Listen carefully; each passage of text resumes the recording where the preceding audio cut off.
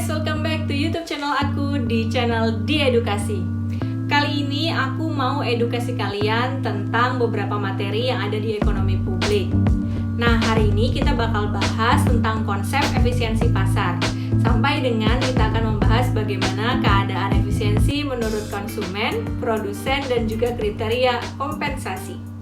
Mungkin tidak semua dari kita paham betul akan kalimat dasar dari efisiensi dan efektivitas, atau kalimatnya yang biasa kita sebut efektif dan efisien. Nah, efisien itu tersendiri kalimatnya adalah tepat guna, kalau efektif adalah tepat sasaran. Sehingga dari sini kita harus tahu bahwa pengertian dari efisien bukan lagi dengan biaya yang kita sediakan sebanyak apapun itu harus mendapatkan satu objek atau outcome yang sangat melimpah ruah. Sehingga kalau kamu masih mempunyai pendapat atau salah satu pemahaman ya, dengan biaya seminimal mungkin dapat menghasilkan keuntungan yang sebesar-besarnya. Wah, itu salah banget. Kenapa? Karena yang namanya efisien adalah bagaimana caranya kita membuat satu bentuk barang atau outcome yang ingin dihasilkan itu tepat gunanya. Baik dari segi biaya, baik dari kegunaan, bahkan sampai dengan semua aspek yang berhubungan tentang outcome atau apa yang mau kita hasilkan tersebut. Berbicara tentang efisiensi pasar, maka harus mengikuti tentang konsep efisiensi Pareto. Berarti harus tepat guna secara mekanisme yang ada di pasar tersebut. Dan pengukurannya secara ekonomi kita sebut dengan Pareto optimum. Kondisi Pareto optimum adalah keadaan di mana seseorang mendapatkan keuntungan tanpa harus merugikan orang lain. Jadi, apapun aktivitas yang kamu lakukan, baik itu dalam dunia industri atau kegiatan sehari-hari, jangan sampai merugikan pihak yang lain. Sebab jika ada kerugian, maka nanti kita akan membahas tentang eksternalitas negatif. Intinya pada teori Pareto optimum, bagaimana kesejahteraan seseorang itu dapat tercipta tanpa harus mengganggu kesejahteraan orang lainnya. Serta perekonomian yang sejahtera haruslah dengan konsep desentralisasi. Lalu bagaimana dengan konsep efisiensi produsen, efisiensi konsumen, atau efisiensi secara keseluruhan? Produsen dan konsumen dapat memproduksi dan mengkonsumsi tanpa mengganggu produsen dan konsumen lainnya. Keman, intinya dibikin simple aja. Pengertian dari Pareto optimum adalah tidak merusak kesejahteraan orang lain ketika kita mendapatkan kesejahteraan. Berikut ini di samping saya sudah ada grafik dari keseimbangan konsumen. Dan jika teman-teman melihat ada garis atau kurva yang berwarna hijau dan ada garis yang diagonal itu berwarnanya merah. Nah, garis berwarna merah kita sebut sebagai budget line. Apa itu budget line? Budget line adalah garis anggaran. Konsepnya adalah budget line merupakan garis anggaran yang memberikan batasan seseorang untuk mengkonsumsi. Dan yang warna hijau adalah konsep-konsep dari indifferent curve. Saya rasa kalau sudah pernah mendapatkan materi dari mikroekonomi tentang kurva indifferent curve, pasti teman-teman bisa tahu deh. Tapi di sini saya akan menjelaskan sedikit ya, sesimpel mungkin. Jadi indifferent curve ada kurva-kurva dari tingkat kepuasan konsumen. Di situ ada 3 indifferent curve. Ada indifferent curve 1, 2, dan 3. Nah, indifferent curve itu bentuknya adalah cembung ke arah titik original atau ke titik 0.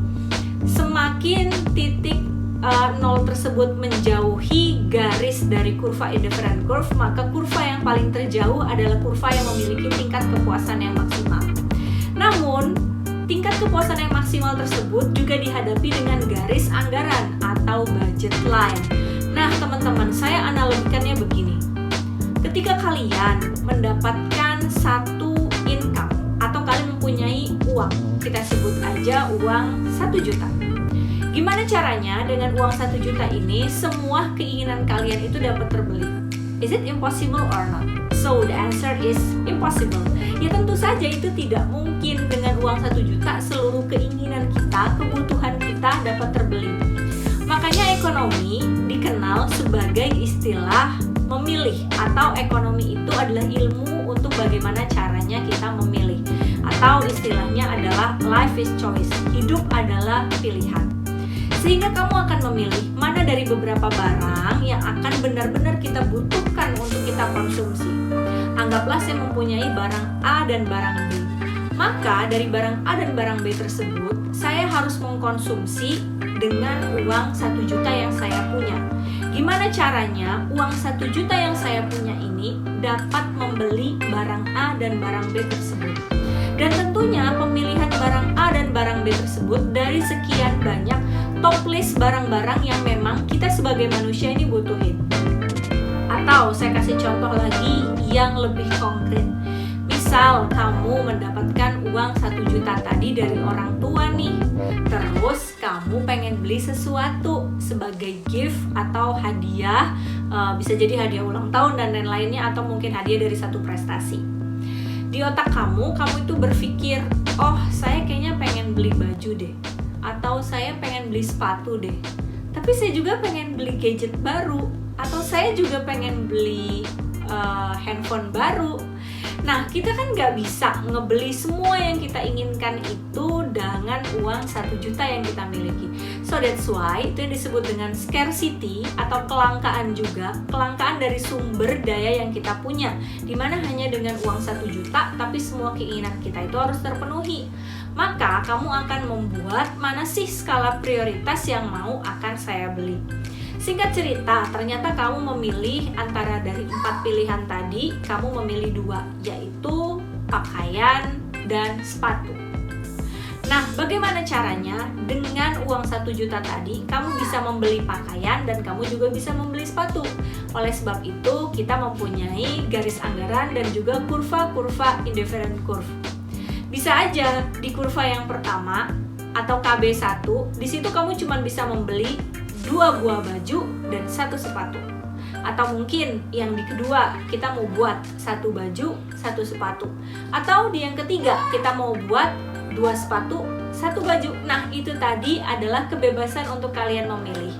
Maka jika kurva kepuasan konsumen tadi, jika kita pecah menjadi gambar yang sangat rinci seperti yang di sebelah saya ini, dia akan menjadi diagram kepuasan konsumen, di mana terlihat beberapa titik-titik berwarna merah. Di situ adalah tingkat kepuasan konsumen, dan setiap titik memiliki tingkat kepuasan yang berbeda-beda. Seperti yang tadi saya bilang, bahwa kemungkinan ada beberapa spekulasi dari pemilihan barang akibat dari budget line yang kita punya hanya 1 juta.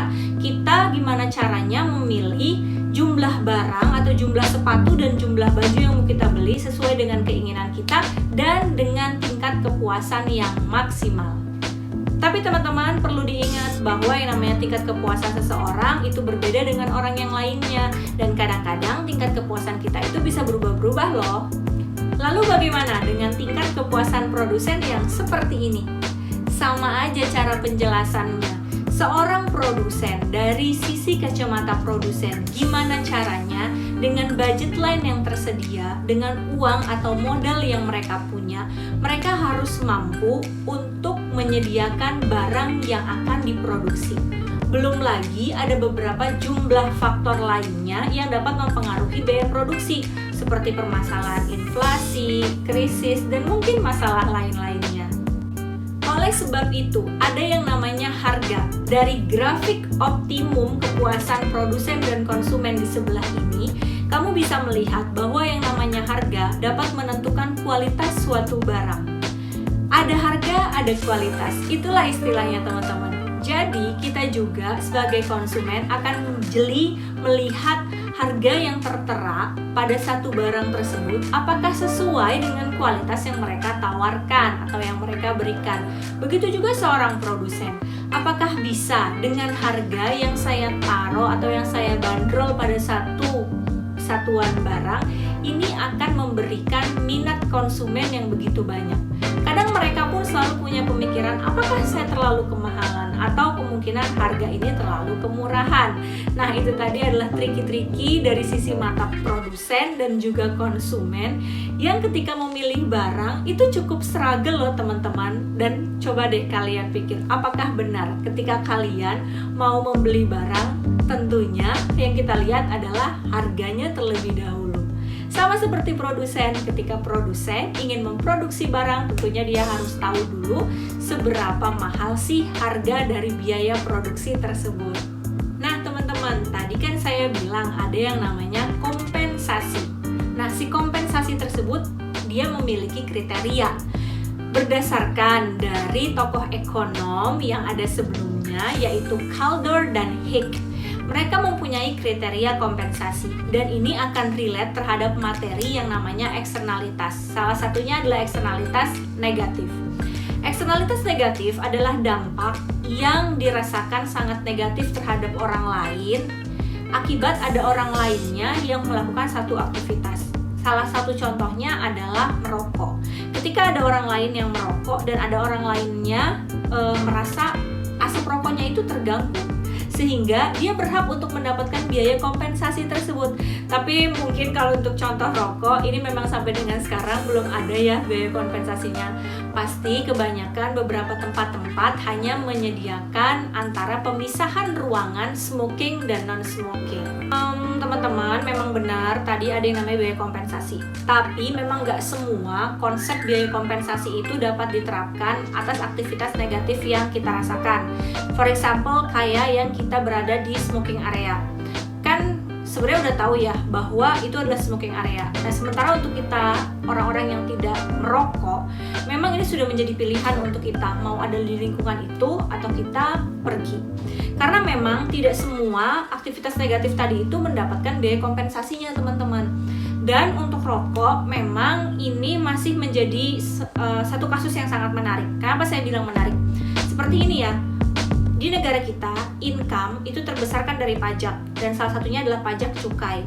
Nah, jika pajak cukai tersebut atau harga rokoknya itu semakin dinaikkan, kemungkinan juga negara akan mengalami pengurangan ya, pemasukan dari pembelian atau pemasukan dari biaya cukai tersebut deh gitu teman-teman, dari orang-orang yang membeli rokok maksud saya.